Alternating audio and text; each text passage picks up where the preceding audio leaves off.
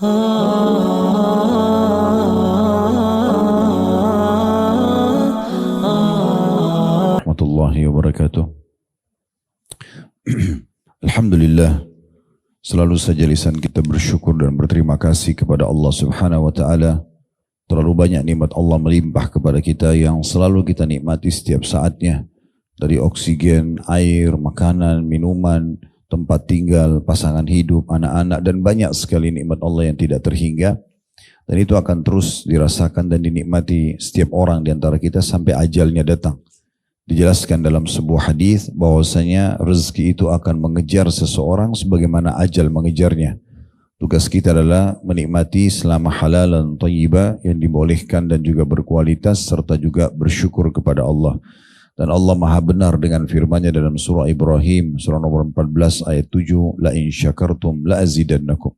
Kalau kalian bersyukur maka pasti aku akan tambah. Termasuk Allah masih menggerakkan hati kita dan langkah kaki kita pada siang ini untuk hadir dalam majelis ilmu. Dan tentu saja ini majelis adalah majelis, salah satu majelis yang mulia di muka bumi karena banyak sekali hadis Nabi SAW menyebutkan tentang keutamaannya. Ibnu Qayyim rahimahullah menyebutkan lebih dari 100 keutamaan ilmu, para pengajar ilmu dan para penuntut ilmu. Dan di antara hadis yang mulia tentunya kalau kita gabungkan beberapa hadis itu menyebutkan bahwa ada malaikat yang hadir, kemudian juga menurunkan rahmat, dan orang-orang yang hadir dalam majelis ilmu atau majelis zikir itu akan diberikan surga, diselamatkan dari neraka.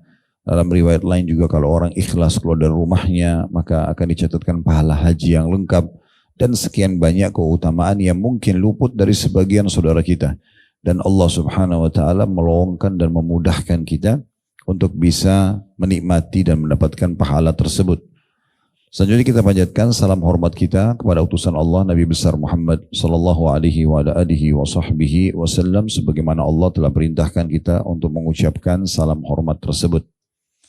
Baik Bapak-Ibu sekalian, Bapak-Bapak yang hadir online tentunya dan Ibu-Ibu yang hadir online dan offline, kita akan melanjutkan bedah buku kita yang ditulis oleh Abdullah bin Ali Al-Ju'aithin dengan judul 62 amalan pembuka pintu surga, namun sudah kita luruskan yang kalau kita lihat di daftar isi maka dia jumlahnya 66 ya, amalan pembuka pintu surga. Dan kembali kita ingatkan memang harusnya menjadi target utama setiap orang di antara kita dari kaum muslimin adalah surga. Tidak ada target pencapaian melampaui surga. Dan kalau kita targetnya adalah surga di akhirat sana, maka di dunia ini kita sudah menjadikan diri kita sebagai ahli surga. Dengan terus patuh kepada Allah Subhanahu wa taala, mengerjakan perintah tanpa memilah-milah, mana wajib, mana sunnah, bahkan sibuk mengejar mana yang lebih afdal dari yang lainnya, serta kita akan meninggalkan segala macam pelanggaran dari hal yang kecil sampai hal yang besar. Karena itu semua nanti akan membawa kita ke surga Allah yang abadi.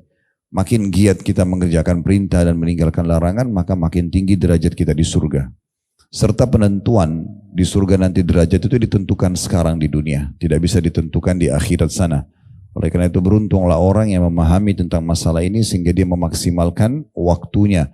Semua dia kembalikan kepada tujuan dia diciptakan, yaitu mengabdi kepada Allah Subhanahu wa taala. Ingatkan lagi kembali firman Allah Subhanahu wa taala, "Ma khalaqtu wa ma khalaqtul jinna wal insa illa liya'budun." Aku tidak menciptakan jin dan manusia, kita ini semua berada di muka bumi ini kecuali memang untuk beribadah dan mengabdi kepada Allah Subhanahu wa taala. Terlebih lagi beribadah kepada Allah yang nanti membawa kita masuk ke dalam surga punya kenikmatan yang luar biasa. Kalau duduk dalam majelis seperti ini tidak ada kenikmatan, kita tidak akan duduk. Atau sholat, puasa, sedekah, haji dan umrah. Semua itu Allah sudah tanamkan kenikmatan di setiap ibadah tersebut. Dan dia hanya akan maksimal dirasakan dan dinikmati bagi orang yang menutup lawannya, yaitu pintu-pintu maksiat.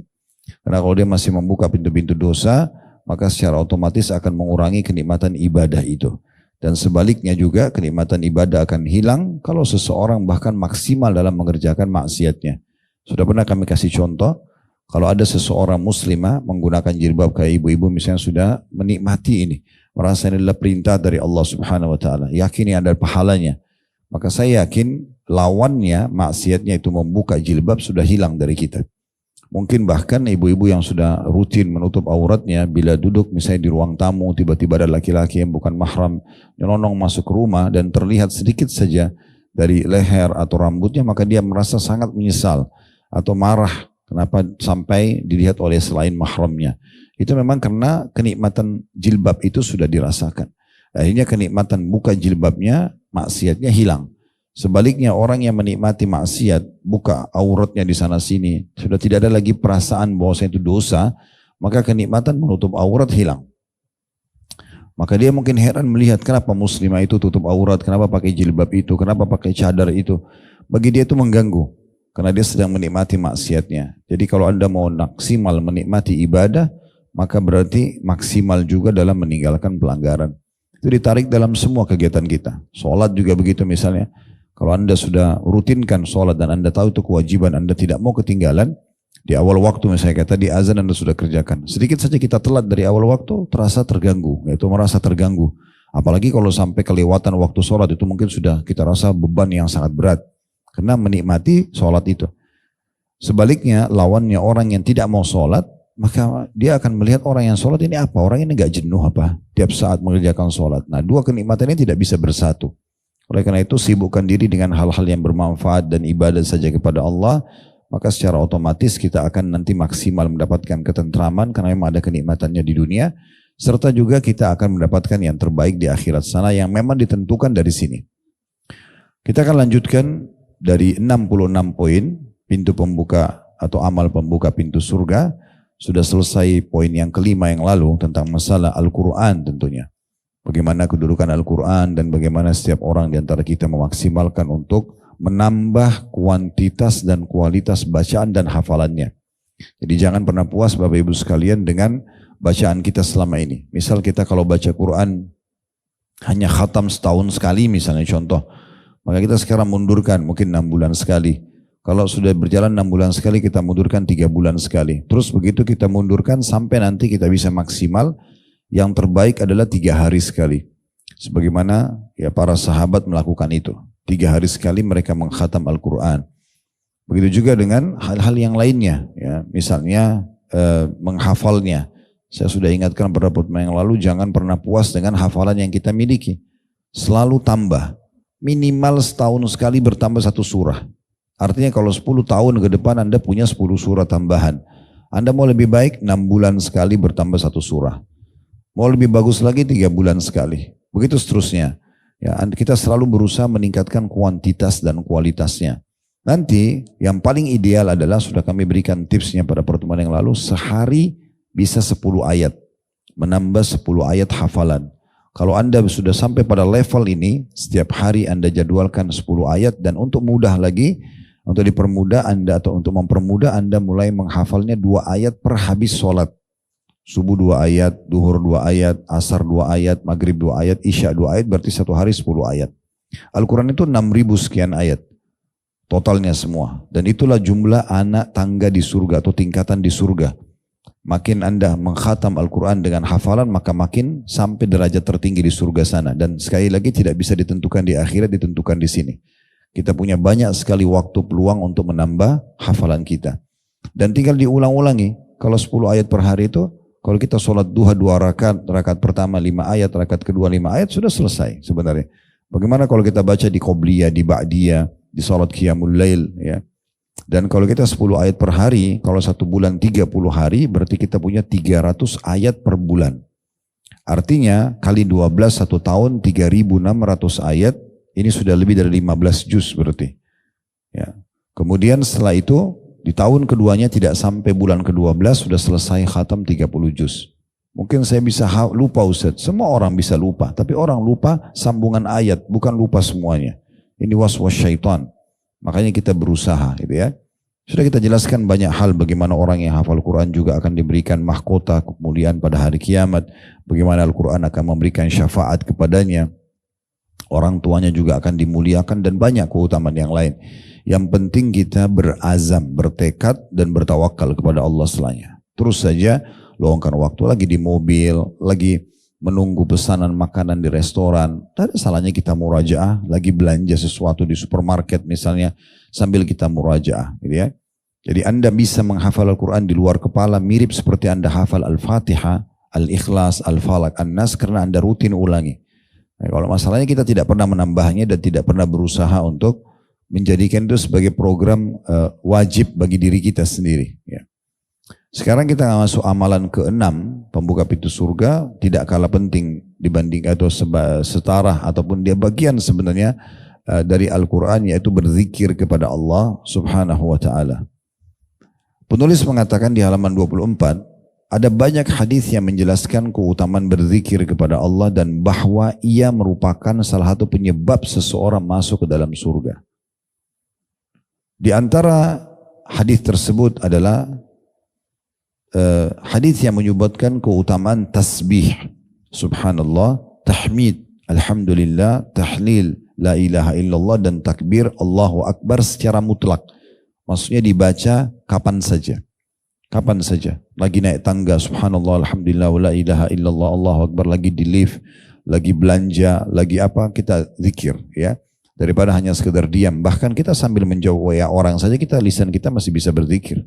Dan ini mulia sekali. Kita akan jelaskan atau dengarkan nanti bagaimana keutamaan membaca di antaranya zikir 4 ini kalau Anda gabungkan. Jangan pernah puas, sudah saya bahasakan tadi singgung masalah Al-Quran dengan apa yang kita miliki sekarang. Tapi targetkan bagaimana selalu kita tingkatkan kualitas dan kuantitasnya. Kalau kuantitas ini jumlah, tergantung ibadah itu bisa ditambah atau tidak. Seperti sholat wajib kan tidak bisa kita tambah. Misal sudah asar 4 rakaat, tidak bisa kita kerjakan 6 rakaat. Tetapi kalau ibadah-ibadah sunnah dan terbuka pintu untuk menambahnya, seperti memperbanyak jumlah zikir, seperti memperbanyak tadi jumlah ayat Al-Quran bacaannya, seperti memperbanyak hafalan Al-Quran, memperbanyak jumlah sedekah yang kita keluarkan, misalnya contoh, memperbanyak majelis ilmu dalam sehari, semua itu kan bisa kita tambah secara kuantitas. Nah, yang bisa ditambah kuantitasnya kita lakukan. Nah, diantaranya adalah zikrullah. Jadi jangan pernah puas dengan habis sholat baca 33 kali subhanallah, alhamdulillah, Allah Akbar. Itu bagian daripada zikir.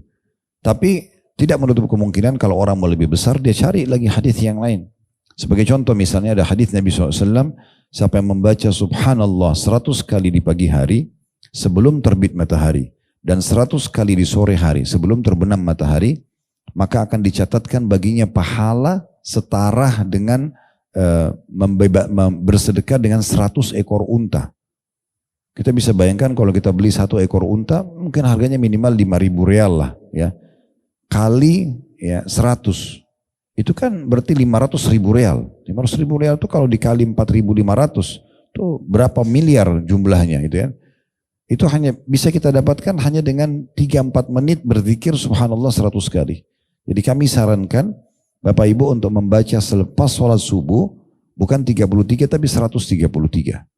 Khusus karena habis subuh ada anjuran hadis ini, gitu ya. Hadis ini disahihkan oleh Syekh Albani dalam Sahih At-Targhib wa Tarhib. Dan kata Nabi SAW lanjutannya, dan siapa yang membaca alhamdulillah 100 kali sebelum terbit matahari, maksudnya habis subuh, dan sebelum terbenam matahari, kalau sore, maka akan dicatatkan pahalanya setara dengan bersedekah dengan 100 ekor kuda dengan perlengkapan perangnya di jalan Allah. 1 ekor kuda ini mahal, yang dipakai perang, biasanya kuda terlatih. Kita tahu sekarang mungkin yang biasa berinteraksi dengan kuda ini, apalagi kalau kuda-kuda yang terlatih itu biasanya di atas miliar, 1 miliar, 2 miliar harganya. Bayangkan kalau kita dengan membaca alhamdulillah saja setiap pagi 100 kali. Ya, sebelum terbit matahari, artinya habis sholat subuh, maka sama kita sudah menyiapkan 100 ekor kuda berperang di jalan Allah. Kalau kita baca sore lagi nanti, sebelum terbenam matahari habis asar, dapat lagi 100 ekor kuda. Seperti bersedekah dengan 100 ekor kuda. Jadi sehari bisa 200 ekor kuda. Kalau tadi subhanallahnya 100 ekor unta di pagi hari, 100 ekor unta di sore hari. Berarti 200 ekor unta per hari. Dan lanjutannya kata Nabi SAW, dan siapa yang membaca Allahu Akbar 100 kali sebelum terbit matahari, habis subuh. Dan ini kan termasuk zikir pagi, zikir sore, zikir sholat. Subhanallah, alhamdulillah, Allah Akbar dibaca 33 kali. Maka tadi saya bilang disempurnakan 133. Kata Nabi SAW, dan siapa yang membaca 100 kali Allahu Akbar sebelum terbit matahari dan sebelum terbenam matahari, maka dia seperti atau setara bersedekah dengan membebaskan 100 orang budak. 100 orang budak. Dan siapa yang membaca la ilaha illallah wahdahu la syarikalah lahul mulku wa lahul hamdu wa huwa ala kulli syai'in qadir 100 kali di pagi hari sebelum terbit matahari, dan 100 sebelum terbenam matahari, maka dia akan datang hari kiamat membawa amal, tidak ada orang yang menyamai pahalanya kecuali orang yang berbuat seperti dia atau lebih.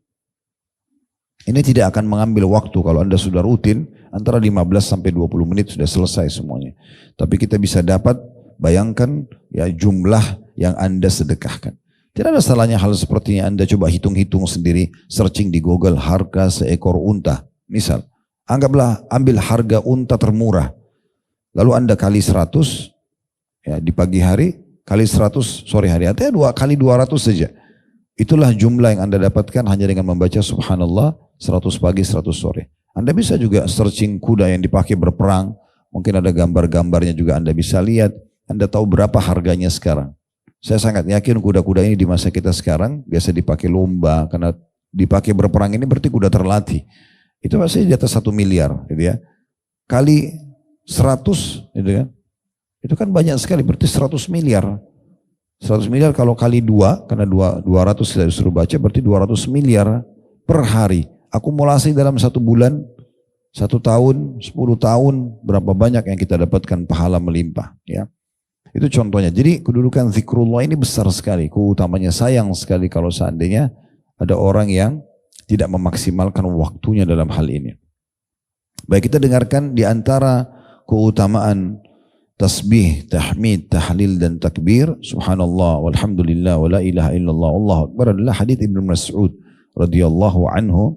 Dan hadits ini ada footnote di bawah, diriwayatkan oleh Tirmidzi, bahwasanya baginda Nabi SAW bersabda, laqitu lailata usriya bi Ibrahim faqal ya Muhammad aqri'u ummataka minni salam wa akhbirhum anna al-jannata tayyibatut turbati azbatul ma'i wa annaha qi'an wa anna girasaha subhanallahi walhamdulillahi wa la ilaha illallah wallahu akbar.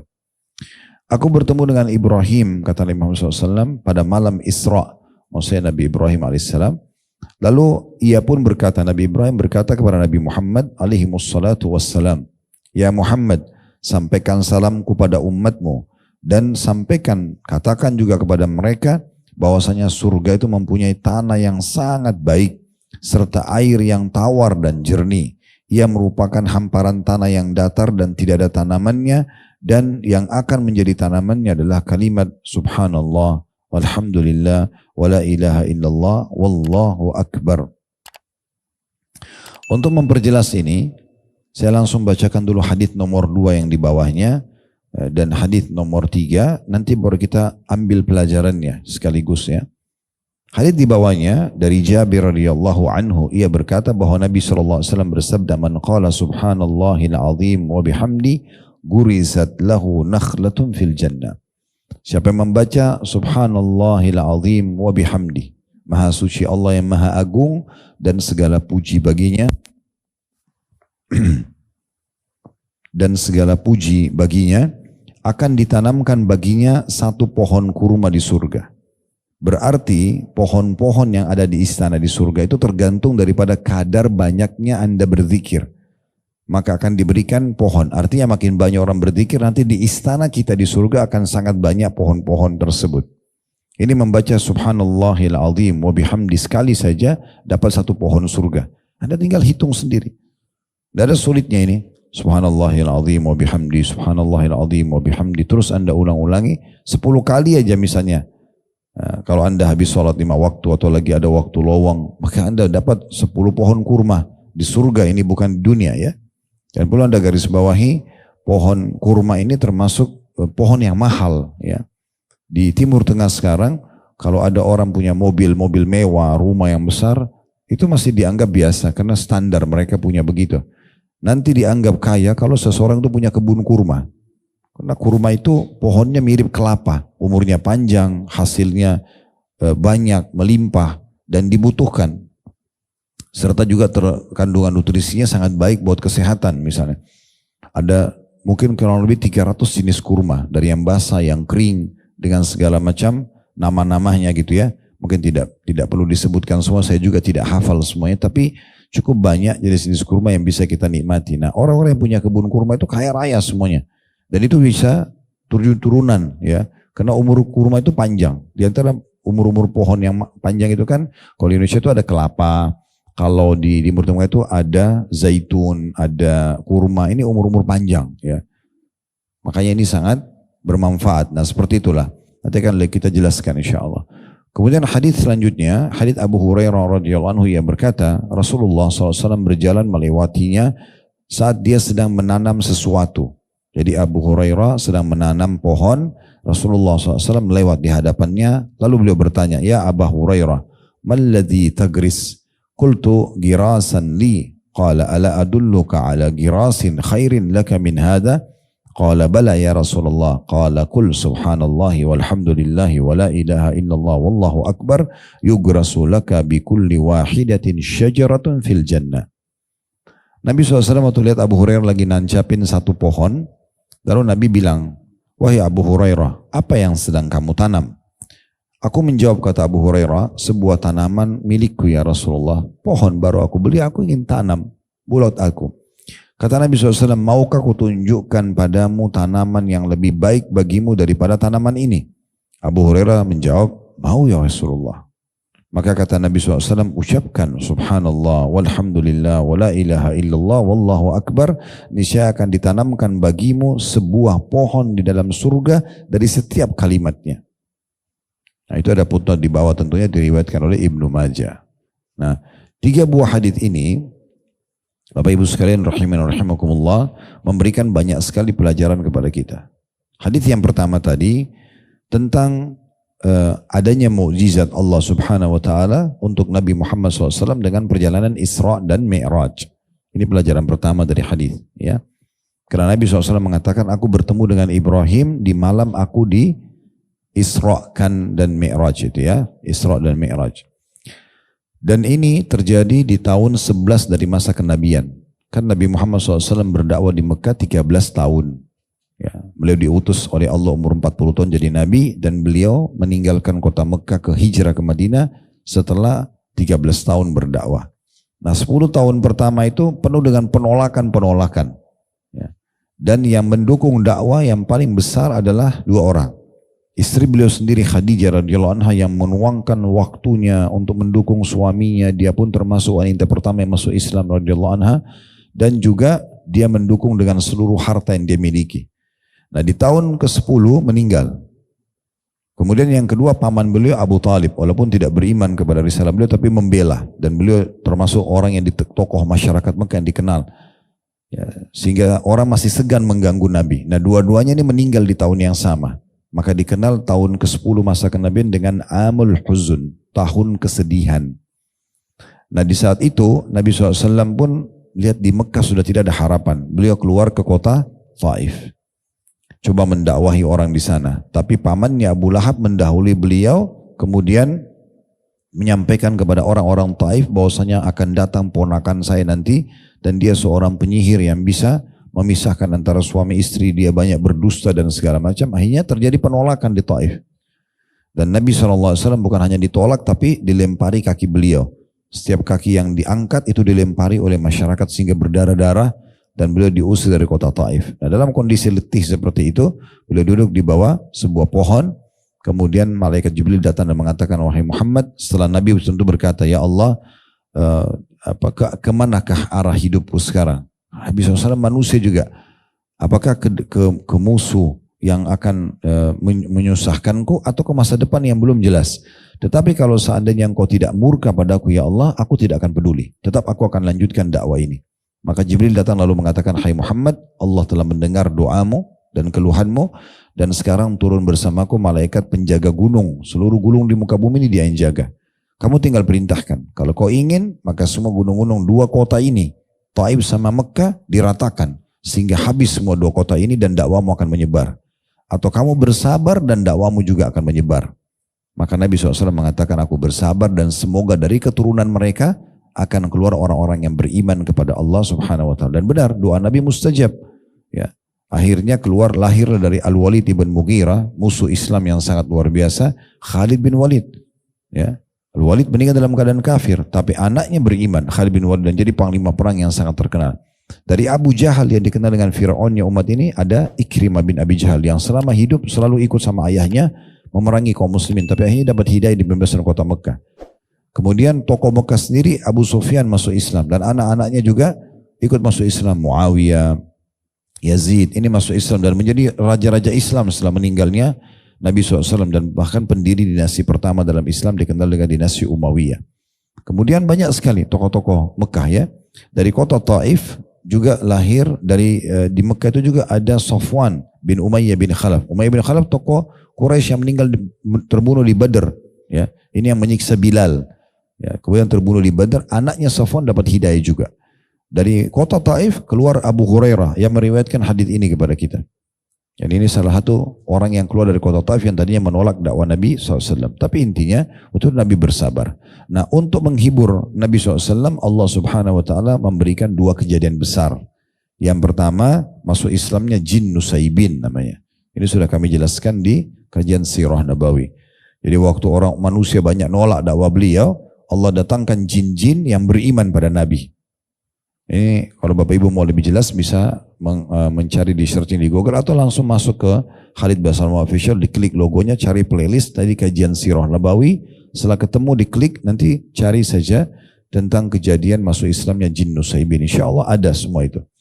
Yang jelas itu kejadian, dan yang kedua kejadian Isra dan Mi'raj. Nah itu hiburan kedua Allah Subhanahu Wa Taala kepada Nabi Muhammad SAW. Lihatlah yang kamu dakwakan selama ini loh. Penyampaian dari sang Raja Alam Semesta Allah Subhanahu Wa Taala. Maka diperlihatkanlah surga neraka. Beliau naik ke langit. Datang kuda burak yang bisa terbang dalam sekejap mata, di mana matanya ya melihat maka sampai kakinya di sana. Kejadian yang luar biasa spektakuler dari Isra dan Mi'raj, dan Allah sudah namakan surah nomor 17 dalam Al-Quran surah Al-Isra gitu ya. Nah di antara kejadian yang unik pada saat itu adalah bertemunya Nabi SAW dengan ruh para nabi-nabi. Dua kali. Sekali ketemu di Masjid Aqsa dan beliau mengimami para ruh nabi-nabi tersebut. Bagaimana Allahu a'lam. Kita imani apa adanya. Dan pada saat beliau naik ke 7 lapis langit, beliau bertemu dengan nabi-nabi di langit pertama, langit kedua, sampai langit ke-7 yang paling tinggi beliau bertemu dengan Ibrahim alaihissalam. Beliau bertemu dengan Ibrahim alaihissalam. Nah, beliau mengatakan waktu saya ketemu dengan Ibrahim di malam Isra itu di langit ke-7, maka di situ Ibrahim memberikan pesan. Tentu kisahnya panjang pertemuannya, tapi ini di antara potongannya. Beliau mengatakan bahwasanya sampaikan hai Muhammad salamku kepada umatmu dan beritahukan kepada mereka kalau surga itu tanahnya bagus sekali, subur sekali, indah, melihatnya aja sudah sangat menyenangkan gitu ya, dan juga airnya tawar dan jernih ya, bersih sekali dan nyaman untuk dipakai segala kebutuhan minum ya, kemudian apalah menikmati berendam kaki atau yang semisalnya ya, dan tidak ada lagi masak-masak di sana. Tapi ini cukup banyak kita jelaskan di masalah surga. Insya Allah tidak ada halangan di pertemuan akan datang nanti. Kalau tidak salah di poin nomor 7 itu ada nanti bahasan tentang masalah memohon surga kepada Allah. Nanti saya akan kuatkan bahasan itu, karena itu di situ cuma ada 1 lembar. Kita akan bahas nanti beberapa hadis dan bab-bab di buku Rasulullah SAW cerita tentang surga dan neraka. Nanti ada sekitar 30 bab. Dan saya akan ringkaskan di satu pertemuan untuk membahas tentang pintu gerbang surga, tentang pohon-pohonnya, pakaiannya, makanannya, istananya, bidadarinya, dan segala macam. Itu akan ada bahasan sendiri. Tapi yang jelas, penyampaian Ibrahim alaihissalam ini penting untuk kita garis bawahi, sebuah bocoran tanda kutip buat kita ya, yang tidak diketahui oleh semua orang. Tentang bagaimana keadaan surga, kita tinggal patuh saja sama Allah sampai meninggal, kita akan dapatkan semua apa yang dijanjikan. Nah di antara ciri surga adalah sangat subur tanahnya. Namun dikatakan di sini cuman dia itu masih kosong, istana kosongnya itu maksudnya setiap istana kita masih kosong tanahnya. Cuma tanahnya bagus sekali, indah sekali. Bagaimana kita untuk memperbanyak tanaman di sana? Ya berbanyak zikrullah. Nah setiap Anda berzikir akan tertanamkan satu pohon. Jadi selama kita hidup, anggaplah mulai dari kelas kita siang ini sampai 10 tahun ke depan misalnya, 20 tahun, berapalah Allah kasih umur misalnya kita, anggap kita masih hidup 20-30 tahun ke depan, kita sudah mulai amalkan per hari ini, berapa banyak, berapa juta pohon yang kita dapatkan. Cukuplah yang lalu-lalu, berlalu begitu saja karena kita masih jahil atau belum tahu, tapi jangan sia-siakan. Saya perlu ingatkan diri saya, Bapak Ibu sekalian, taklim seperti ini, saya datang jauh-jauh ke sini, duduk, meluangkan waktu, Bapak Ibu juga meluangkan waktu, bukan hanya untuk kita seremoni atau testimoni di sini. Kita harus menyadari ini ada pesan penting. Allah Subhanahu wa Ta'ala mempertemukan kita dan memperdengarkan kepada kita keutamaan ini agar kita termasuk orang yang meraih keutamaan itu. Tidak ada gunanya Anda mengatakan, oh pengajian bagus tadi ya, sudah selesai habis itu.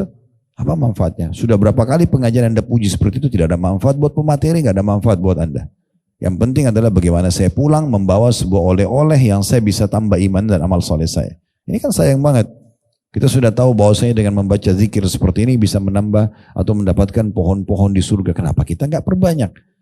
Banyak sekali kesempatan ya. Menunggu lampu merah saja 1 menit itu 60 detik. Anda sudah bisa baca. Kalau 1 detiknya 1 kali. Subhanallah, alhamdulillah, wa la ilaha illallah. Anda baca punya 60 kali. Anggaplah setengahnya aja. 30 kali Anda baca. 30 pohon di surga hanya dengan nunggu lampu merah. Kalau Anda jalan dari pengajian ini ke rumah Anda atau ke tempat tujuan Anda sebentar. Ada 5 lampu merah. Anda baca 30 kali di setiap lampu merah. Anda punya 150 pohon kurma. Atau pohon-pohon di surga. Bukan di sini. Kalau seandainya, ini kita rasionalkan saja. Di muka bumi ini kalau ada orang yang berkata kepada Anda, kalau Anda setiap ketemu saya, menyebutkan nama saya, guru kah, presiden kah, atau siapa saja, maka saya akan kasih 1 pohon jeruk misalnya, berbuah, di pot atau di kebun. Makin banyak kamu menyebut nama saya, maka makin banyak saya kasih. Kita biasanya lebih yakin dengan manusia, padahal ini janji dari Allah Subhanahu wa Ta'ala. Dan tidak ada sulitnya. Ibadah itu sebenarnya mudah. Cuma kita kadang-kadang karena mudahnya melalaikan. Ini sayang sekali. Jadi saya berharap Bapak Ibu sekalian, materi-materi kita ini sudah poin ke-6.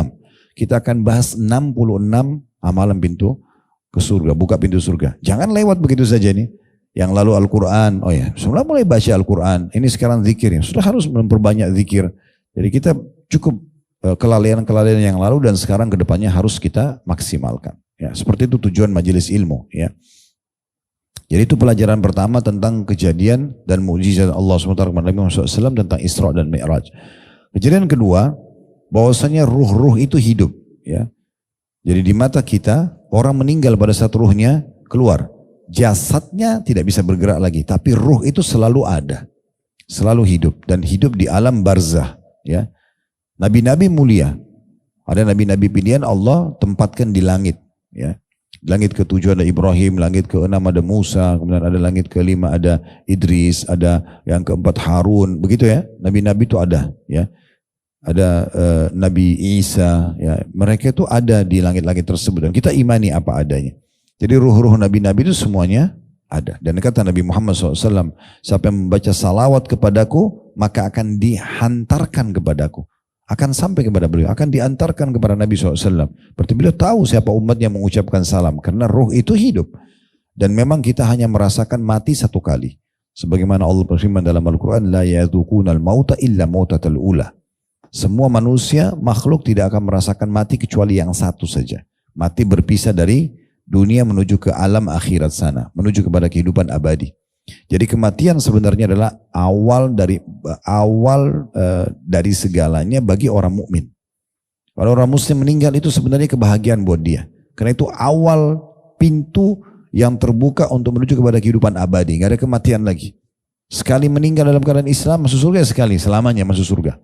Makanya selalu Allah ikutkan Al-Quran di dalam Al-Quran tentang surga, khalidina fiha, kekal selamanya, kekal selamanya. Kekal artinya sekali kita dapat gak akan berubah. Kepemilikan di dunia sementara. Di dunia semua sementara. Anda punya sertifikat tanah, rumah, BPKB kendaraan ya, misalnya BPKB kita, apa aja, handphone, baju, ini semua sementara. Kita meninggal sudah jadi hak orang lain, hak waris. Gak ada yang kita bawa ke kuburan. Tapi di surga nanti dulu itulah kepemilikan abadi. Sayangnya kita banyak peduli dengan yang akan kita tinggalkan dan kita lupa akhirat sana yang kita akan miliki abadi. Sebagai contoh misalnya bab sedekah. Ya, Nabi SAW pernah berkata kepada para sahabatnya, sesungguhnya harta kalian yang sebenarnya adalah yang kalian sedekahkan semasa hidup kalian. Karena itu dibawa kepada akhirat sana. Kita akan lihat harta tersebut dalam bentuk balasan di surga. Dan harta yang bukan milik kalian adalah yang kalian tinggalkan buat ahli waris. Kita taruh di tabungan, meninggal akhirnya mereka yang menikmatinya. Kita tidak menikmati karena kita tidak sedekah, tidak bantu jihad. kayak teman-teman Palestina, tidak bangun masjid, tidak segala macam, itu sayang banget. Ya. Makanya kita harus memahami baik-baik kaidah-kaidah syar'i seperti ini. Kemudian selanjutnya yang ketiga, bagaimana disebutkan di sini cirinya. Maaf, tadi masih ada tambahan yang kedua, bahwasanya ruh para nabi-nabi itu hidup, dan ruh itu hidup secara umum semuanya setelah meninggal, walaupun jasadnya sudah tidak bergerak lagi ya. Kemudian pelajaran yang ketiga adalah bagaimana Nabi Ibrahim alaihissalam, dan ini faktanya dan datanya memang seperti itu. Kita orang-orang muslimin landasannya adalah beriman. Beliau mengirimkan salam buat kita semua, dan ini salam ini berlaku sampai hari kiamat. Dari sini keluar sebuah hukum, bolehnya orang kirim salam, memang gitu. Sampaikan salam saya ya, itu boleh. Ya, karena Nabi Ibrahim AS mengatakan, sampaikan salamku kepada umatmu. Ya, itu dibolehkan. Pelajaran yang keempat yang diambil adalah ciri khas atau salah satu ciri surga, tanahnya subur. Ya. Kemudian yang terakhir yang bisa kita ambil adalah keutamaan berzikir, terutama 4 kalimat ini, subhanallah, alhamdulillah, wa la ilaha illallah, Allahu akbar. Karena itu adalah tanaman-tanaman surga. Makin banyak Anda baca, maka makin banyak tanaman Anda di surga. Dari hadis nomor 2, ada secara detail kalau Anda baca zikir ini. Dan perlu Anda garis bawahi ya, setiap kali ada lafaz yang berbeda sedikit saja dari zikrullah, usahakan semua diamalkan. Sebagai contoh misalnya, Anda bilang, Ustaz di hadis pertama kan sudah ada subhanallah. Kalau gitu saya cukup baca itu saja. Di hadis kedua ada subhanallahil azim wa bihamdi. Apa saya pilih salah satunya? Jawaban kami baca semuanya. Baca semuanya. Dan bedakan mana yang dibaca, misalnya habis sholat subhanallah 33. Jangan Anda mengatakan, oh kalau gitu saya baca 100 aja. Toh 33 bisa masuk di 100 karena tadi ada hadis yang Ustaz sebutkan masalah 100. Enggak. Baca 133. Gitu kan? Anda habis sholat disunnahkan baca ayat kursi sekali. Kata Nabi SAW, siapa yang baca ayat kursi setiap habis sholat wajib, sholat 5 waktu, maka tidak ada yang menghalangi antara dia dan surga kecuali kematian. Tapi kalau pagi, ada zikir pagi, dimulai juga dengan ayat kursi. Apakah cukup baca sekali? Anda baca 2 kali. Ya. Baca 2 kali. Ada hadis yang menyebutkan tentang misalnya, siapa yang membaca salawat kepadaku sekali, maka Allah akan membacakan salawat kepadanya 10 kali. Pertanyaannya kalau dalam majelis begini, berapa kali kita bilang Nabi SAW, Nabi SAW. Apakah saya baca sekali atau setiap disebutkan nama Nabi saya sebutkan? Nah setiap nama Nabi disebutkan. Kenapa kalau 1 kali baca salawat dapat 10 kali salam dari Allah, dalam majelis begini kita bisa ulangi misalnya 50 kali. Kenapa kita nggak dapat yang 500 aja? Kan gitu. Karena 10 kali 50, 500 kan gitu. Kenapa hanya dapat 10?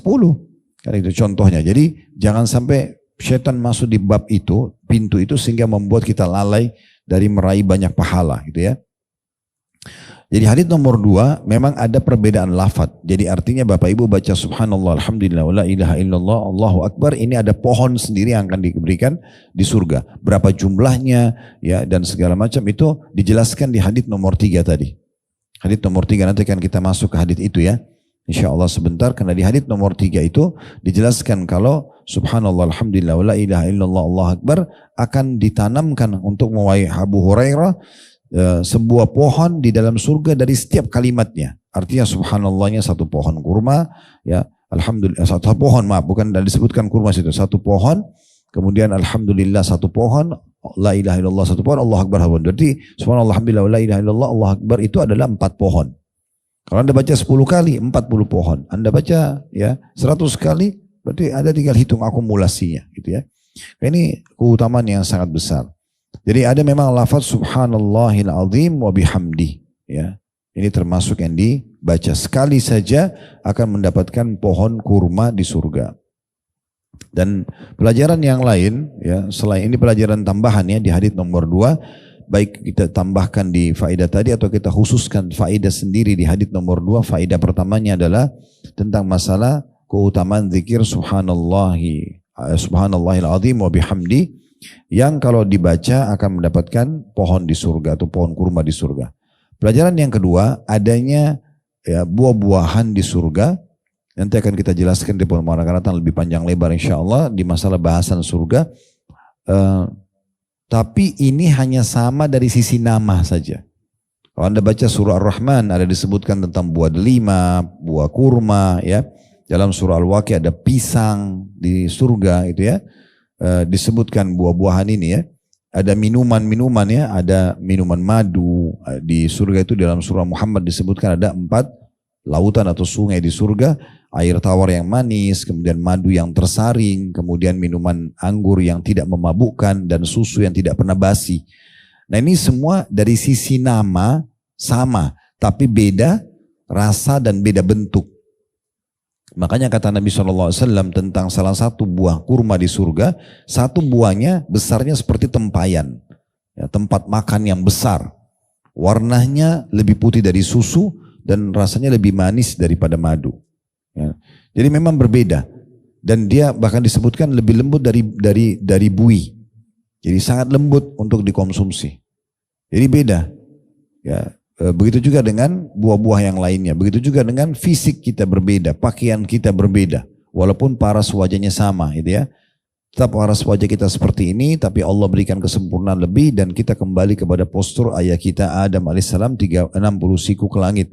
Itu juga itu akan kita paparkan tentang bagaimana ciri fisiknya ahli surga. Jadi namanya sama, seperti istana, ya tapi beda bentuk istananya. Seindah apapun istana di dunia tidak akan pernah sama dengan indahnya istana di surga. Ya. Itu contoh. Sebab dalam hadis disebutkan bahwasanya istana orang atau orang yang paling rendah di surga itu adalah seperti raja 10 kali raja terkayanya dunia. Raja terkaya dunia Nabi Sulaiman alaihissalam, tidak ada di atasnya beliau. Ya. Maka 10 kalinya itu orang terendah di surga. Bagaimana orang yang pertengahan, bagaimana orang yang sangat tinggi derajatnya. Itu tentu penentuannya dari tangan Anda masing-masing. Mau giat gak beribadah? Mau bertobat dan meninggalkan dosa gak? Sehingga akhirnya kita bisa dapat derajat-derajat yang tinggi itu. Mumpung masih hidup. Ya, seperti itu gambarannya. Kemudian hadits nomor 3. Ada pelajaran kita bisa ambil. Yang pertama adalah keutamaan Nabi SAW dan bagaimana pedulinya beliau terhadap umatnya dan sahabatnya. Nabi SAW tidak pernah melewatkan momentum Bapak Ibu sekalian yang dimana beliau bisa memotivasi sahabat dan menambahkan informasi positif untuk mereka atau menegur mereka kalau berbuat salah. Tidak pernah Nabi sia-siakan itu. Sekarang di sini contohnya Abu Hurairah sedang menanam. Kita bayangkan kalau kita sedang hadir di masa itu, Abu Hurairah sedang tanam pohon dan tidak ada hubungannya sama hukum agama gitu ya. Tapi Nabi nggak sia-siakan itu. Udah, kalau kita lewat ada orang lagi nanam pohon, nanam pohon, sudah kita lewat. Kita kan anggap itu biasa. Tapi Nabi SAW menggunakan itu momentum untuk menyampaikan kepada Abu Hurairah informasi tentang surga. Karena kebetulan dia nggak mungkin tanam pohon kecuali dia lagi suka pohon itu kan gitu. Maka disampaikan oleh Nabi SAW tentang masalah ada pohon-pohon di surga loh dengan cara baca zikir seperti ini misal. Nah ini metode yang sangat baik dan menarik ya. Jadi kalau ada teman-teman Anda, kerabat Anda punya anak-anak di rumah, pasangan hidup melakukan perbuatan positif, dukung mereka. Dukung, kasih positif, dukungan positif, Masya Allah bagus gini ya, semoga istiqomah dan segala macam. Karena dukungan kita ini bisa saja menjadi motivasi buat dia dan akhirnya kita raih pahala juga dari perbuatan dia. Betul juga kalau dia berbuat salah maka kita ingatkan ya. Kita ingatkan apakah kekurangan dari ibadah supaya dia sempurnakan atau dia buat maksiat supaya dia bertaubat. Nah ini semua pelajaran penting yang bisa ambil dari sikap Nabi Muhammad SAW dalam menegur Abu Hurairah. Pelajaran kedua, Abu Hurairah ini, ya, tentang Abu Hurairah. Abu Hurairah ini seorang sahabat Nabi yang sebenarnya masuk Islam agak telat ya. Tetapi orangnya sangat rajin. Sangat rajin. Beberapa waktu sebelum Nabi SAW meninggal, beliau masuk Islam. Tapi beliau termasuk laki-laki yang paling banyak meriwayatkan hadis. Ya. Ribuan hadis beliau ambil dari Nabi SAW karena memang tiap hari bersama Nabi. Tiap hari dia menukil dari Nabi SAW apa yang Nabi sampaikan kepada beliau. Sehingga akhirnya beliau menjadi perawi hadis dari kalangan laki-laki yang terbanyak. Ya, bahkan jumlah hadis yang diriwayatkan Abu Hurairah mengalahkan hadis yang diriwayatkan oleh Aisyah radhiyallahu anha yang merupakan istri Nabi SAW. Ini menandakan Bapak Ibu sekalian tidak ada kata terlambat untuk belajar. Jangan bilang, oh saya baru hijrah kemarin. Nah itu nggak ada urusan. Oh hijrah kemarin. Berapa banyak orang baru hijrah kemarin, baru seminggu sebulan lebih baik daripada orang yang tadinya memang tidak hijrah dari awal, sudah lahir dalam keadaan Islam atau bahkan sudah coba menjaga gitu ya. Yang penting sekarang Allah melihat upaya kita. Nah, orang yang berupaya Allah akan berikan keberkahan. Jadi tidak ada kata terlambat ya dari hidup Abu Hurairah. Dan nama beliau adalah Abdurrahman ibn Sakhr. Abdurrahman ibn Sakhr radhiyallahu anhu, julukannya Abu Hurairah atau Abu Hirrah. Ini pernah kami jelaskan panjang lebar di serial Sahabat, Tablik Akbar serial Sahabat Abu Hurairah. Kami sarankan Bapak Ibu sekalian masuk ke media kami di Khalid Basalma Official, download semuanya itu. Ya, di-download kisah-kisah sahabat. Sudah lebih dari 50 orang sahabat kami bedah. Biografinya, ya, keutamaannya, cerita masuk Islamnya kalau memang dia dari non-muslim, kemudian bagaimana perjuangannya dalam Islam, bagaimana dia istiqomah. Itu di-download dan dengarkan. Ya. Dulu di flash disk atau di hard disk, colok aja di mobil. Jadi bisa nyala setiap starter mobil, nyala lagi, bersambung lagi. Mendengar cerita itu penting ya. Kami juga sudah kembangkan di Blok M dan kami ajak Bapak Ibu yang belum hadir setiap Sabtu kedua. Habis duhur, antara duhur ke asar. Memang agak ramai masjidnya, bisa 10.000. Masya Allah orang yang hadir penuh. Karena memang masjid menampung sampai 10.000 sampai 12 ribuan sekarang setelah perluasan gitu ya. Tetapi memang keutamaan majelis ilmu itu beda. Makin ramai orang datang kita juga makin semangat gitu ya. Nah itu ada kita bedah. Kalau nggak bisa sempat hadir di masjidnya bisa dengarkan online-nya. Buat catatan saja, note dia setiap Sabtu pekan kedua. Hadis duhur antara duhur ke asar. Nah itu sekarang kami selang-selingkan antara serial sahabat sama serial nabi-nabi. Ya, nanti insya Allah ini di bulan Agustus kita akan masuk di pekan kedua serial nabi keempat. Nabi Hud alaihissalam. Setelah sebelumnya kita bahas Nabi Adam, Nabi Idris, Nabi Nuh dan kita akan masuk ke Nabi Hud. Dan ini penting ya, karena tidak semua saya lihat teman-teman kita ini membahas tentang masalah mereka secara detail. Namanya, kalau ada nama istrinya, anak-anaknya, bagaimana dakwahnya, kemudian bagaimana perjuangannya, siapa saja, atau bagaimana penolakan yang terjadi, bagaimana akhir daripada hukuman Allah kepada umatnya yang membangkang dan seterusnya. Ini bisa diambil pelajaran. Nah Abu Hurairah ini salah satu tokoh sahabat yang sudah kami bedah. Kalau Bapak Ibu mau lebih jauh dengar tentang orang ini yang mulia ini, maka Anda bisa dengarkan di serial kami. 2,5 jam. Rata-rata 2,5 jam sampai 3 jam kita bahas tentang serial sahabat dan nabi-nabi ini. Itu selalu kami mulai 12:30, selesai di azan asar. Gitu ya. Nah itu cuman kadang-kadang ada cuma 2-3 pertanyaan. Sisanya semua materi padat sekali. Download, dengarkan anak-anak, ya, bagikan kepada teman-teman, di share. Yang penting ambil langsung dari media kami setelah kami angkat, karena itu sudah melalui proses edit, maka Anda boleh gratis bagikan kepada orang-orang. Jadikan sebagai materi penambahan iman kita. Pelajaran ketiga yang bisa diambil adalah keutamaan orang yang menanam tanaman. Ya, ini juga ada keutamaan sendiri ya Bapak Ibu sekalian. Karena kata Nabi SAW, tidak ada seorang muslim yang menanam satu pohon saja.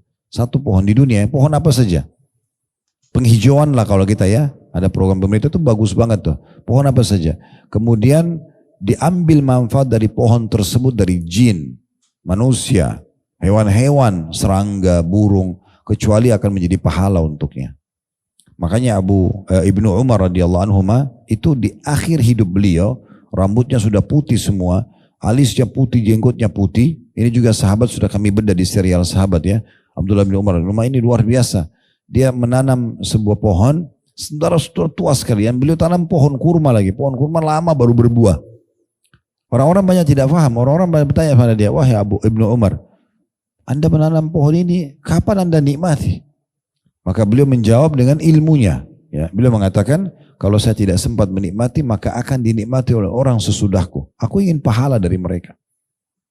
Maka itu bagus sekali. Ya, Anda datang kepada kerabat misalnya, atau pesantren, misal, Anda nyumbang pohon mangga, pohon apa gitu ya, penghijauan di sana atau buah-buahan yang bisa jadi hasil pesantren atau sayur-sayuran, semua itu besar sekali pahalanya. Ya, itu punya keutamaan, dan Anda kalau searching di Google tentang keutamaan menanam tanaman itu sangat banyak artikel yang menulis, dan juga tidak asing juga di visual dan audio di media, di Instagram, di Facebook, di YouTube banyak sekali asatidz kita yang sudah menjelaskan itu. Pelajaran keempat yang bisa diambil adalah keutamaan subhanallah, alhamdulillah, wa la ilaha illallah, Allahu akbar.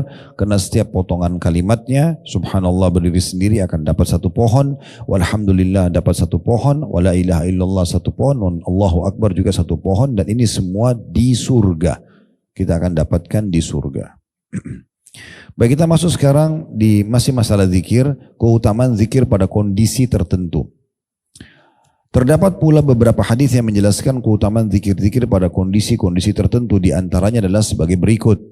Poin A-nya, mengucapkan tasbih, subhanallah, tahmid, alhamdulillah, dan takbir Allah Akbar setelah sholat wajib. Dan ketika hendak pergi tidur. Nah, habis sholat banyak orang amalkan. Itu pun kadang-kadang masih dengar bisikan syaitan, ditinggalkan sama dia. Nah, nanti aja di mobil deh, nanti di jalan baca subhanallah, alhamdulillah, Allah Akbar. Padahal sebenarnya dia lupa. Kalau dia sudah berdiri aja, syaitan akan sibukkan dia dan lupa. Kenapa nggak duduk dulu selesaikan? Subhanallah, alhamdulillah, Allah Akbar. Itu baca 33 kali masing-masing. Dan ini juga dibaca sama sebelum tidur. Ini haditsnya mulia sekali. Ya, saya harap hadits ini setelah kita baca Bapak Ibu sekalian, tolong direnungi baik-baik dan diamalkan. Ilmu itu akan punya berkah kalau diamalkan, dan dalam mengamalkan dipaksakan. Harus dipaksa dibuatin program. Mulai malam ini, hari ini, habis sholat saya akan baca zikir subhanallah, alhamdulillah, Allah Akbar, dan sebelum tidur, kalau perlu buat alarm atau pengingat di handphone kita, sebelum tidur harus baca ini. Ya. Nah, ini keutamaan besar sekali. Coba kita lihat ya. Dari Abu Hurairah radhiyallahu anhu, ini masih sahabat tadi yang sempat kita singgung ya. Beliau berkata, ja'al fuqara'u ila Nabi sallallahu alaihi wasallam faqalu dhahaba ahlud duthuri minal amwali bid darajatil ula wan na'imil muqim.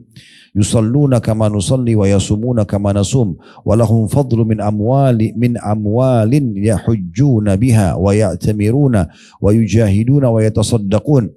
Faqala ala uhaddithukum bima in akhadtum bihi adraktum man sabaqakum. Walam yudrikkum ahadun ba'dakum wa kuntum khaira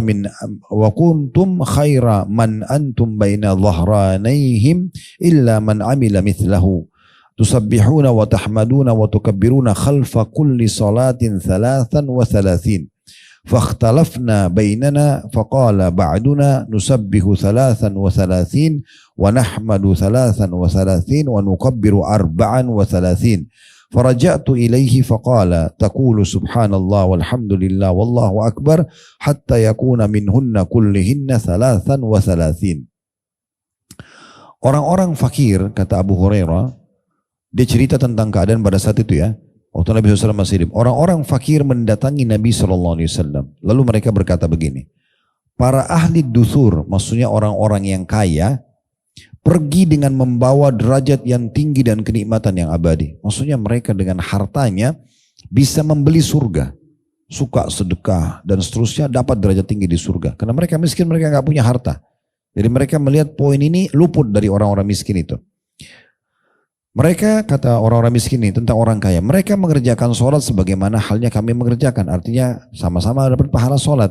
Dan berpuasa sebagaimana kami puasa. Tetapi mereka orang-orang kaya itu mempunyai keutamaan berupa harta sehingga mereka mampu menunaikan haji, umroh, dan mereka bisa berjihad di jalan Allah Subhanahu wa taala dan bersedekah secara umum. Itu dengan harta.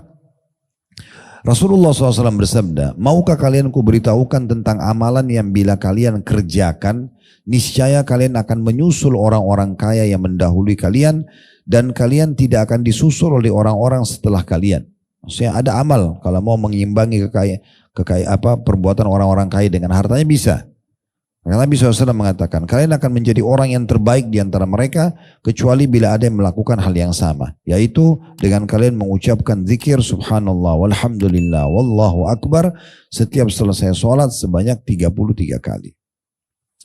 Lalu kata Abu Hurairah, di antara kami ya, saling berselisih pendapat. Sebagian dari kami ada yang mengatakan kita bertasbih sebanyak 33 kali, bertahmid 33 kali, dan bertakbir 34 kali. Kemudian aku kembali menemui Rasulullah SAW dan beliau bersabda atau berkata, engkau ucapkan subhanallah walhamdulillah wallahu akbar hingga semuanya mencapai jumlah 33 kali. Hadis ini diriwayatkan oleh Bukhari dan juga Muslim. Kita coba dulu membaca setelahnya baru kita ambil faidah di halaman 28. Ahlud duthur adalah orang-orang kaya yang mempunyai banyak dan melimpah harta. Ibnu Hajar al-Asqalani rahimahullah berkata bahwa maksud dari perkataan Nabi ad-darajatil ula, derajat-derajat yang tinggi, bisa bermakna fisik, yakni tingkatan-tingkatan yang ada di surga, dan bersifat maknawi, yaitu ketinggian kedudukan di sisi Allah Subhanahu wa taala. Nah, dari hadits ini, Bapak Ibu sekalian, kita bisa lihat banyak sekali pelajaran yang bisa diambil ya. Yang pertama yang bisa diambil pelajaran dari sini, kedudukan Abu Hurairah radhiyallahu anhu karena beliau menceritakan kronologis hadis ini kepada kita. Dan ini satu tradisi yang kami biasa terapkan di metode, bukan tradisi sebenarnya, metode dalam menyampaikan ilmu. Kalau ada hadis yang misalnya Abu Hurairah berkata dia mendengarkan dari Nabi SAW. Nah di sini karena dia sampaikan, Nabi SAW sampaikan langsung ke inti hadis, kita tidak sebutkan metode yang kami gunakan. Abu Hurairah punya keutamaan khusus. Tapi kalau Abu Hurairah misalnya, dari Abu Hurairah, kayak cerita hadits ini ya, lalu diceritakanlah orang miskin datang, lalu kemudian berkata pada Nabi, lalu Nabi ajarkan ini. Kan bisa saja Abu Hurairah langsung masuk ke inti bahasan hadisnya kan. Nabi sampaikan, bacalah subhanallah, alhamdulillah, Allah akbar 33 kali masing-masing habis sholat, maka pahalanya menyaingi sedekahnya orang kaya. Kan bisa saja begitu.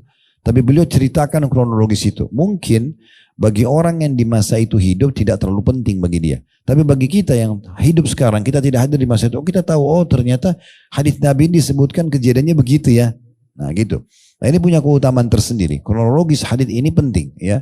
Bagi orang-orang yang datang setelahnya. Ternyata kita bisa lebih meresapi kejadian bagaimana Nabi SAW menyampaikan hadis tersebut. Dan dalam Al-Quran, kalau ada ayat Al-Quran punya sebab turun, dikenal dengan sababun nuzul, maka lebih baik Anda faham sababun nuzulnya supaya faham maksud Allah di tujuan ayat tersebut. Lalu dalam hadis ada namanya sababul urut, sabab urut, sebab disebutkan hadis. Nah ini seperti ini sebab urutnya. Ya, ternyata pertanyaan orang miskin kepada Nabi dan minta agar diajarkan amal yang bisa menyamai orang-orang kaya. Pelajaran yang kedua, tentang bolehnya seorang muslim bertanya kepada orang yang faham agama, amalan apa kira-kira yang lebih baik buat saya kerjakan? Anda tanya begitu. Misalnya Anda lihat, ada teman saya itu, sudah lama banget dia beribadah. Sholat malamnya sudah 30 tahun berjalan. Saya baru mau sholat sekarang. Bagaimana caranya saya nyaingi pahala dia? Misal contoh. Ya, bisa Anda tanya, mungkin Anda disampaikan teori. Kan gitu. Di antara hadis yang pernah kami sampaikan adalah, kita bisa meraih amalan-amalan orang dengan niat dan doa kita. Kalau masih ingat pernah saya sampaikan itu. Sebagai contoh misalnya, kita berdoa, ya Allah, setelah alhamdulillah wassalatu wassalamu ala rasulillah, sesungguhnya sahabatku fulan atau fulana misalnya, sudah 30 tahun salat malam ya Allah. Dan selama 30 tahun ini saya lalai. Tapi ya Allah, aku mohon dengan kemahamurahanmu jangan haramkan aku dari pahala seperti dia. Jangan halangi aku dari pahala dia dengan niatku ini. Kalau seandainya engkau memberikan aku keimanan, ilmu seperti dia, aku akan lakukan yang sama. Kalau kita berdoa tulus begitu, bisa saja Allah kasih kita pahala sama dengan dia walaupun sudah 30 tahun berlalu. Sudah pernah kita bagikan tipsnya itu ya. Anda lewatin masjid kayak itu, hari saya kasih contoh Masjid Istiqlal. Sayang banget kalau Anda lewat mengatakan, oh itu masjid bagus ya, besar ya, bisa nampung sekian kapasitasnya, dibangun oleh dulu tokoh-tokoh nasional misalnya Soekarno, rahimahullah dan teman-temannya, contoh. Ya itu Anda mengatakan, apa manfaatnya? Tidak ada manfaat buat Anda, tidak ada manfaat bagi yang pendirinya. Kita tidak hidup di masa itu, pembangunan Istiqlal. Mungkin ada di antara kita yang belum lahir bahkan, misal. Tapi apakah kita haramkan diri kita dari pahala itu? Tidak bisa kita mengatakan, ya Allah dengan tulus. Kalau seandainya engkau memberikan kesempatan aku seperti mereka, kau akan lakukan yang sama. Betul-betul bertekad dalam hati. Kalau kita hidup di masa itu dan Allah berikan kita kedudukan, bisa kita bangun, kita akan bangun. Bukan mustahil kita mendapatkan pahalanya. Begitu kan hadis Nabi SAW ya. Manusia ada 4 golongan. Yang pertama yang Allah berikan ilmu dan harta. Pernah kita sampaikan ini ya. Lalu dihabiskan keduanya di jalan Allah. Ilmunya diajarkan, hartanya diinfakkan. Golongan kedua Allah cuma kasih ilmu, tidak punya harta. Dia tahu teorinya, tapi dia tidak ada kemampuan. Mirip dengan sahabat-sahabat yang miskin ini ya. Maka dia berkata, ya Allah seandainya engkau memberikan aku kesempatan dan peluang seperti yang pertama yang punya ilmu dan harta itu, saya akan buat yang sama. Kata Nabi SAW, fahuwa biniyatihi fa'ajruhuma sawa. Maka dengan niatnya golongan kedua ini, walaupun dia tidak bangun masjid, tidak punya rumah anak yatim seperti golongan pertama, tapi dia bertekad, ya Allah jangan sampai saya tidak dapat nih pahalanya, walaupun dia sudah lakukan gitu ya. Mohon berikan kepadaku, kalau engkau berikan aku kesempatan seperti dia, aku akan lakukan yang sama. Maka kata Nabi, dua-duanya sama pahalanya. Berapa banyak kita bisa raih itu? Bagi yang pernah umrah sama kami, saya kalau ingat di belakang Maqam Ibrahim habis sholat biasanya saya pandu bahasa Indonesia. Di antara yang biasa saya baca, saya rutinkan gitu ya. Ya Allah berikanlah, karuniakan kepada kami pahala semua raja-raja yang telah berbuat keadilan. Kita tidak tahu raja siapa saja. yang meraih surga dengan kerajaannya. Ya Allah, berikanlah kami pahala dari semua ulama yang mengamalkan ilmunya. Kita tidak tahu siapa yang Allah kasih nanti. Kalau seandainya kau berikan peluang seperti mereka, kami akan lakukan yang sama. Berikanlah pahala para mujahidin dan para syuhada. Berikanlah pahala para orang-orang yang dermawan yang bersedekah dengan hartanya. Kan banyak sekali yang kita bisa raih pahala hanya dengan doa dan niat dan tekad kita yang baik. Itu contohnya, ya. Jadi seperti itulah. Kemudian pelajaran yang ketiga yang bisa diambil, tadi itu yang kedua, bolehnya orang meminta, bertanya, ya, dan ada cara untuk meraih pahala dan jangan disia-siakan dengan niat dan doa. Pelajaran yang ketiga, keutamaan orang-orang yang kaya dan mampu bila mereka bisa memaksimalkan hartanya, ya. Itu kan kelebihan, ya. Tidak semua orang dikasih harta. Banyak orang yang tidak diberikan harta oleh Allah atau belum diberikan oleh Allah SWT harta. Di sini mereka bisa disebutkan oleh orang miskin ini. Mereka sholat sebagaimana kami sholat, mereka puasa sebagaimana kami puasa. Tapi kelebihannya mereka bisa haji dengan uangnya, mereka bisa umroh dengan uangnya, mereka bisa jihad dengan uangnya, mereka bisa bersedekah secara umum. Kami nggak punya itu. Nah, berarti kan orang-orang kaya ini punya keutamaan pada saat dia memaksimalkan hartanya, tapi ya, memaksimalkan hartanya. Makanya kami buatkan kelas khusus juga, ada namanya Ghazwa Academy.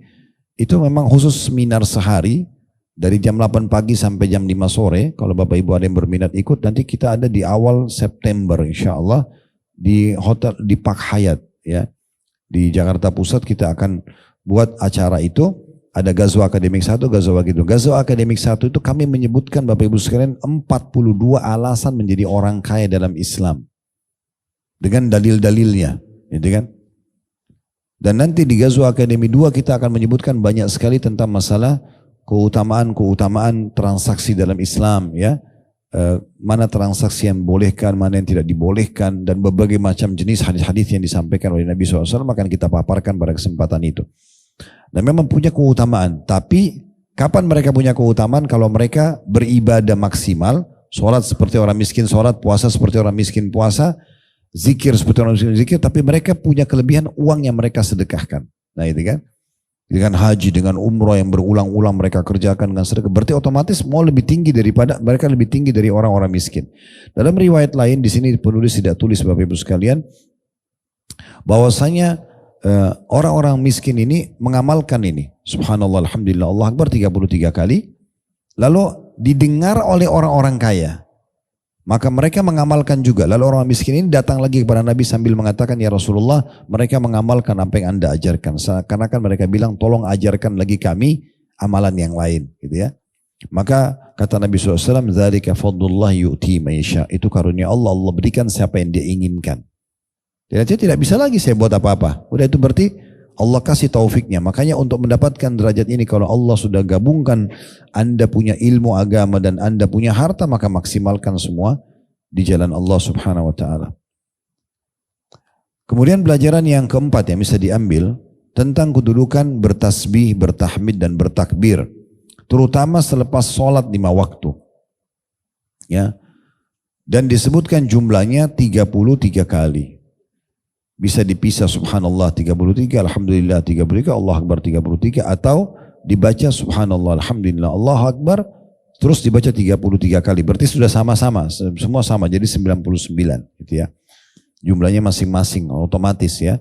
Dalam riwayat lain, siapa yang membaca selepas sholat subhanallah 33, alhamdulillah 33, Allah Akbar 33, lalu menyempurnakan 100 dengan la ilaha illallah wahdahu la syarikalah, lahul mulku wa lahul hamdu wa huwa ala kulli syai'in qadir, akan diampuni dosanya walaupun sebanyak buih di lautan. Walaupun sebanyak buih di lautan. Maka seperti itu kurang lebih keutamaan zikir ini. Dan ini menjadi inti bahasan kita membaca pada saat kita mau atau selepas sholat 5 waktu ya, selepas sholat 5 waktu. Baik, kita akan masuk sekarang ke poin penutup ya hadis ini. Dan kedepannya kita akan lanjutkan nanti di poin B, C, D ya, E, masih ada beberapa jenis-jenis zikir tertentu yang akan kita bahas nanti di pertemuan akan datang insya Allah. Sekarang kita masuk ke hadis kedua di poin A ini. Hadis Abdullah bin Amr radhiyallahu anhuma bahwasanya Nabi SAW bersabda, khaslatani aw khallatan la yuhafidhu alaihima abdun muslimun illa dakhala al-jannah, huma yasirun wa huwa ya'malu bihima qalil. Yusabbihu fi duburi kulli salatin ashran wa yahmadu ashran wa yukabbiru ashran. Fadhalika khamsuna wa mi'atun bil lisan wa alfun wa khamsumi'ati fil mizan wa yukabbiru arba'an wa thalathin idha akhadha majja'ah wa yahmadu thalathan wa thalathin wa yusabbihu thalathan wa thalathin fadhalika mi'atun bil lisani wa alfun fil mizan. فلقد رأيت رسول الله صلى الله عليه وسلم يعقدها بيده قالوا يا رسول الله كيف هو يسير ومن يعمل بهما قليل قال يأتي أحدكم يعني الشيطان في منامه فينومه قبل أن يقوله ويأتيه في صلاته فيذكره حاجته قبل أن يقولها. Ada dua sifat atau kebiasaan kata Nabi SAW yang tidaklah seorang hamba muslim senantiasa mengamalkannya melainkan ia akan masuk surga. Keduanya mudah tapi sedikit sekali yang mengamalkannya, yaitu bertasbih atau mengucapkan subhanallah setiap selesai sholat 10 kali, bertahmid alhamdulillah 10 kali, bertakbir Allahu Akbar 10 kali ya, setelah sholat 5 waktu. Hingga berjumlah 150 kali. Jadi maksudnya dia membacanya ya 10 lalu diulangi lagi ya sampai berjumlah 150 kali. Artinya membacanya ya diucapkan dengan lisan 150 kali. Artinya kalau tadi di hadis pertama 33 kali, kalau ini 50 kali berarti. Subhanallahnya 50 kali, alhamdulillahnya 50 kali, Allah Akbarnya 50 kali. Sehingga jumlah total di lisan 150 kali. Maka ini akan setara 1.500 pahala di timbangan. Kenapa 1.500? Karena di dalam Al-Quran Allah mengatakan menjabil hasanati falahu asyru adwafiha. Siapa yang berbuat satu kebaikan akan dilipat gandakan 10 kali lipat. Kita berbuat dengan lisan zikir 150 kali, dikali 10 maka 1.500. Berarti kita punya pahala 1.500 yang dicatat atau yang akan ditaruh di timbangan amal. Dan kemudian dia bertakbir 34 ketika mau tidur. Nah ini tadi kan habis sholat, sekarang kalau mau tidur. Jangan lupa membaca takbir jumlahnya 34 kali. Ya. Kalau tadi kan 33, ini 34. Kemudian bertahmid alhamdulillah 33 kali, bertasbih subhanallah 33 kali. Jadi bedanya cuma takbirnya yang ditambah 1, 34. Sehingga semua berjumlah 100. Karena kan kalau 33 tadi habis sholat, kalau kali 3 kan 99, tapi di sini takbirnya ditambah 1. Jadi 34, makanya jumlahnya 100. Ini 100 yang diucapkan dengan lisan, maka dinilai 1.000 di timbangan amal karena kali 10 kali lipat. Ini kalau diakumulasi jumlahnya bisa sampai 2.500 pahala itu ya. Itu kalau orang baca satu sholat dan pada saat mau tidur. Kalau dia sholat 5 kali dia baca, artinya 50 kali subuh, 150 kali subuh, subhanallah, alhamdulillah akbar 50 kali masing-masing. Duhur juga begitu, asar begitu, maghrib begitu, isya begitu. Berarti kan 150 dikali 5, gitu kan? 750, ya kan gitu. Ini berarti ada 7.500 pahala kalau dikali 5 waktu sholat, ditambah 1.000 pada saat mau tidur, gitu kan? Berarti 8.500 pahala per harinya. Itu kan banyak banget ya pahala yang bisa kita dapatkan. Lalu kata Abu Hurairah, dan aku pernah melihat Rasulullah SAW menghitung dengan tangan beliau. Saking pentingnya karena angkanya disebutkan. Dan perlu digarisbawahi, semua yang disebutkan angka jumlah oleh Nabi SAW jangan ditambah, jangan dikurangi. Jangan bilang, oh 33 kali gampang Ustaz. Udah saya mau baca 37 kali. Nabi sudah tentukan jumlahnya, 33. Kita tidak lebih baik daripada Nabi. Murnikan sunnah Nabi maka akan maksimal dapat pahalanya. Kalau tidak ada penyebutan jumlahnya, boleh Anda baca bebas. Seperti tadi ada subhanallahil azim wa bihamdi. Di hadits kita yang sebelumnya, itu cuma disebutkan. Baca 1 kali dapat 1 pohon kurma di surga. Ya udah kita mau baca 100 kali, 200 kali terserah. Tapi kalau diikat waktu, tempat, jumlah, jangan diganggu gugatin. Habis sholat 33 kali, itu 33. Tidak usah baca 40 kali. Atau tadi ada 50 kali misalnya. Ya udah 50 kali saja, tidak usah lebih dari itu. Contohnya. Ya. Lalu dikatakan di sini mereka para sahabat lalu bertanya, ya Rasulullah, bagaimana keduanya dikatakan mudah? Sebenarnya ini amal mudah, ya. Namun sedikit orang yang mengamalkan. Nabi SAW memberikan kepada kita bocorannya. Syaitan mendatangi salah seorang dari kalian menjelang tidur. Lalu syaitan itu membuatnya tidur sebelum ia mengatakan kalimat tersebut. Sebelum bacalah Allah Akbar 34, Subhanallah 33, Alhamdulillah 33. Syaitan juga mendatangi setelah ia menyelesaikan sholat. Nah jadi ini yang membuat anda ingat pekerjaan habis sholat sehingga tidak zikir, ini syaitan. Nabi sudah kasih bocorannya. Dan mendatanginya juga setelah sholat, begitu salam kayak tadi ya. Lalu ia mengingatkannya kepada keperluannya sebelum orang itu mengucapkan kalimat tersebut. Sehingga luput dari dia. Kalau anda bicara penting, darurat, ya, misal kemudian anda tetap baca masih oke. Tetapi dengan berbicara ini sudah memutuskan doa malaikat ya. Doa malaikat. Karena ada hadis Nabi SAW, siapa yang habis sholat, dia tidak berdiri dari tempat sholatnya, tidak berbicara dengan orang di sebelahnya, tidak membatalkan wudunya, maka malaikat di atas kepalanya mendoakan, Allahumma gfir lahu, Allahumma arhamhu, ya Allah ampuni dia, ya Allah rahmati dia, sampai dia melanggar satu dari tiga hal ini.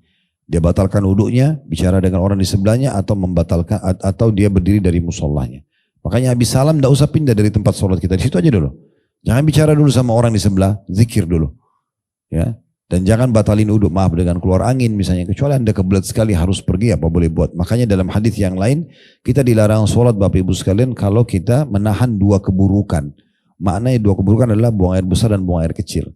Diselesaikan baru anda sholat, gitu ya, supaya tidak mengganggu kehusyuan dalam sholat. Baik, dari hadis ini kita ambil pelajaran sebagai penutup ya, dalam bahasan kita. Kalau ada pertanyaan silahkan setelah ini. Yang pertama, adanya amalan yang sangat mudah. Dan dua amalan ini memang kalau mau dapat jaminan surganya digabungkan. Yaitu zikir habis sholat, subhanallah, alhamdulillah, Allah Akbar. Dan dibaca juga zikir yang sama sebelum tidur. Makanya Nabi bilang, khaslatani aw khallatan. Dua sifat ataupun dua kebiasaan. Ya, yang tidak ada seorang muslim pun yang menjaganya kecuali pasti dijamin masuk surga. Yang rutin dia lakukan. Pelajaran yang kedua, adanya perbedaan lafaz dari hadis ini sama hadis sebelumnya. Kalau hadis sebelumnya yang kita pelajari tadi adalah 33 kali habis sholat. Ya. Kalau ini adalah 50 kali per zikirnya. Karena dia 10 kali, dia ulangi lagi kata Nabi SAW sampai jumlahnya mencapai 150. Kalau kita bagi berarti 50 subhanallah, 50 alhamdulillah, 50 Allahu Akbar. Ya. Anda pilih salah satunya. Kalau kami sih menyarankan lebih baik kita pilih yang 50. Ya. Karena memang kalau 50 berarti yang 33 sudah masuk. Tapi kalau kita baca 33 berarti yang 50 luput dari kita gitu ya. Nah ini satu fikih yang perlu difahami. Kemudian pelajaran yang ketiga yang bisa diambil ya. Bagaimana amal soleh itu dilipat gandakan 10 kali lipat. Semua amal soleh dilipat gandakan 10 kali lipat. Bahkan bisa lebih daripada itu tergantung kadar keikhlasan Anda. Ya. Dan bagaimana Anda memarketingkan ibadah itu. Sudah pernah kami sampaikan dan mengemasnya. 3 hal ini Bapak Ibu sekalian yang membuat pahala Anda berlipat-lipat. Ya. Jadi yang pertama adalah bagaimana kita menjaga ibadah itu dan kita maksimalkan ya semua syarat-syarat dan rukunnya dan kita marketingkan ya. Daripada kita sholat sendiri, puasa sendiri, ajak orang lain. Maka kita akan raih pahala ekstra. Dan yang ketiga adalah mengemasnya. Mengemas dengan baik ya. Anda kalau mau umroh haji cari travel yang terbaik, cari hotel yang terbaik. Anda mengemas ibadah Anda itu. Anda mau bersedekah cari uang yang terbaik, disendirikan uang yang bagus, yang baru ya. Anda sedekahkan banyak hal lah ya. Anda mau wakaf misalnya tanah, bangunan, cari yang terbaik. Semua itu berikan yang terbaik. Itu kemasan terhadap ibadah tersebut.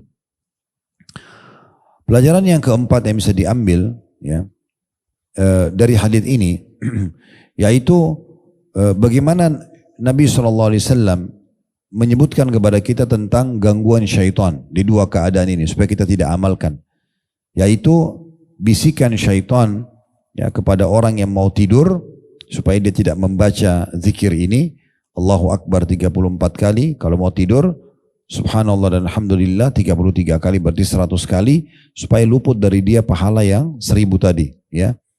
Dan tidak dia hilang dari dia juga gabungan dari keduanya. Karena kalau gabungan dengan zikir yang habis sholat itu maka makin besar pahalanya. Di dalam hadis yang lain, Nabi SAW mengatakan itu adalah 2.500 pahala dan siapa di antara kalian yang berbuat dosa 2.500 dosa per hari. Artinya dia akan membersihkan dosa-dosa, gitu ya. Maka ini penting untuk dijaga. Oleh karena itu saran kami, tipsnya adalah kalau mau tidur memang betul-betul sudah diprogramkan. Mulai malam ini paksakan, jalankan adab-adab mau tidur, wudu sebelum tidur. Jangan pernah tidur kecuali dalam keadaan wudu, ya. Karena orang kalau meninggal dalam keadaan wudu, tidur, dia meninggal dalam keadaan Islam. Serta juga berarti dia menutup dirinya dengan pembersihan dosa. Karena kan wudu itu membersihkan dosa-dosa. Kemudian yang kedua, memang jangan tidur di waktu ngantuk banget. Jadi memang kita sudah persiapkan sebelum ngantuk banget itu, supaya tetap bisa berzikir. Duduk di ranjang, kemudian sudah mulai berzikir. Baca semua zikir-zikir. Dan itu tuh zikir mau tidur banyak sekali ya. Banyak sekali. Ini kami jelaskan dalam khutbah Jumat kurang lebih dari setengah jam. Ya, insya Allah mudah-mudahan di playlist YouTube sudah ada itu. Judul khutbahnya itu keajaiban malam dan siang. Ya, Anda bisa lihat di playlist YouTube kami nanti. Keajaiban malam kami jelaskan tentang ayat-ayat keajaiban malam dan juga apa saja yang harus dilakukan pada saat mau tidur, adab-adabnya. Wudu, balik sisi kanan, membaca zikir-zikir. Tentu diantaranya zikir ini. Diantaranya zikir ini. Membaca 34 kali Allahu Akbar, Subhanallah dan Alhamdulillah masing-masing 33 kali. Ya. Al-Ikhlas baca 3 kali, Al-Falaq 3 kali, An-Nas 3 kali, tiup telapak tangan, diusap tubuh, baca ayat kursi, baca 2 ayat terakhir surah Al-Baqarah, baca Al-Kafirun. Jadi cukup banyak doa-doa yang harus kita jaga gitu ya. Nah, makanya karena banyaknya doa-doa ini, kita memang luangkan waktu sebelum tidur itu, khusus untuk itu memang. Duduk, jangan ada kegiatan lain, sudah kita baca zikir-zikir ini, karena ini penting sekali. Bahkan ada di antara doa-doa mau tidur itu mulia sekali. Ya Allah, yang maknanya ya Allah kalau seandainya ruhku ini nanti engkau lepaskan, ya maka jagalah dia. Dan kalau engkau menahannya maka kasihanilah dia. Maksudnya kalau diwafatkan oleh Allah SWT. Karena kata Nabi SAW orang kalau tidur itu ruhnya keluar.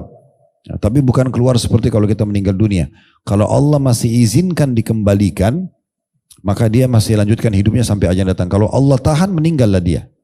Makanya kita kalau bangun tidur kita baca Alhamdulillahilladzi ahyana ba'da ma amatana wa ilaihin nusyur. Segala puji bagi Allah yang telah menghidupkan kami setelah mematikan kami dan hanya kepadanya kami akan dikembalikan. Nah, ini kita perlu membaca doa-doa itu untuk menjaga diri kita. Maksimalkan tentunya membaca itu. Nah, ini sudah disebutkan di antaranya membaca ini ya, karena syaitan akan membuat kita lalai. Allahu a'lam. Bagi ini bahasanya tolong ditandain bukunya di halaman 30, kita akan bahas nanti. Di pertemuan akan datang masih masalah zikir tertentu, yaitu zikir setelah wudu, kemudian poin C-nya mengucapkan la haula wala quwata illa billah, poin D-nya doa masuk pasar, poin C-nya doa ketika hendak tidur, ya.